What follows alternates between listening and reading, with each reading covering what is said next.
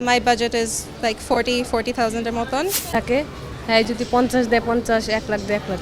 4,000-4,000-এর ভিতর শেষ করতে, মেবি বেশি হলে 5। ঈদকে সামনে রেখে আমাদের কিছু তথাকথিত সাংবাদিকদের প্রথম প্রশ্ন, আপনার ঈদের বাজেট কত?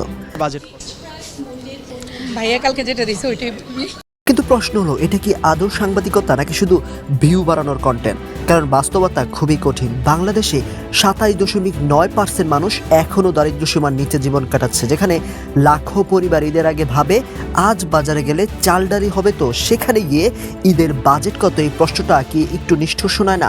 সাংবাদিকতার আসল কাজ কি? মানুষের সমস্যা তুলে ধরা, নীতি নির্ধারকদের জবাবদিহির আয়তায় আনা, সমাজের বাস্তব চিত্র দেখানো। কিন্তু আমরা দেখি রাস্তায় দাঁড় করিয়ে মানুষকে লজ্জায় ফেলে দেওয়া হয়, যেন ঈদ মানেই প্রতিযোগিতা, কে কত টাকা খরচ করছে। সত্যিকারের প্রশ্ন হচ্ছে, বাজারে নিত্য পণ্যের দাম কেন নিয়ন্ত্রণে নেই?